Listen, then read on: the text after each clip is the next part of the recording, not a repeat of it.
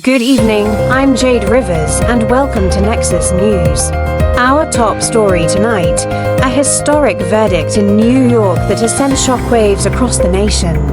For the first time in American history, a former U.S. president has been convicted of a crime. A New York jury has found Donald Trump guilty on all 30 felony counts of falsifying business records. This verdict marks a significant moment in our political and legal landscape. The jury reached its decision after 9.5 hours of deliberation, beginning on Wednesday. The charges stem from a hush money payment made by Trump's former lawyer, Michael Cohen, to adult film star Stormy Daniels in the final weeks of the 2016 presidential election. Trump had pleaded not guilty to all charges.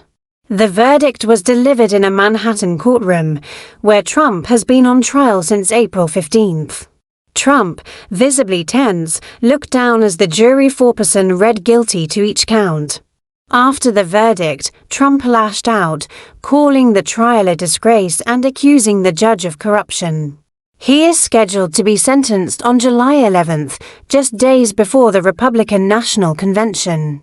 Trump faces penalties ranging from fines to up to 4 years in prison on each count, though it is expected that sentences will be served concurrently. Trump's attorney, Todd Blanche, immediately moved for acquittal, but the judge denied the motion. The trial has been marked by sensational testimony from key figures including Michael Cohen and Stormy Daniels. Cohen, Trump's former fixer, testified about Trump's direct involvement in the $130,000 payment and subsequent reimbursement plan. The prosecution argued that the payment was part of a coordinated effort to influence the 2016 election by silencing negative stories about Trump. Prosecutor Matthew Colangelo described it as election fraud, pure and simple. Trump did not testify in his own defense, despite earlier statements that he would absolutely take the stand. The defense's main witness, lawyer Robert Costello, attempted to discredit Cohen, but his testimony was contentious, leading to courtroom disruptions. The fallout from this verdict is already influencing the political landscape.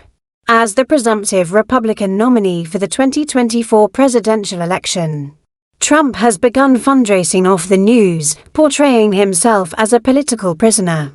Legal experts suggest that even if Trump is sentenced to prison, he could remain out on appeal, allowing him to continue his campaign activities. The Biden campaign responded to the verdict by emphasizing that no one is above the law, yet urging voters to ensure Trump's defeat at the ballot box in November. This trial has underscored the contentious and divided nature of American politics. As Trump appeals this verdict, the nation remains poised for further legal and political battles. We'll continue to follow this story closely, bringing you the latest updates and expert analysis. Stay with Nexus News for comprehensive coverage. I'm Jade Rivers, thank you for joining us, and have a great evening.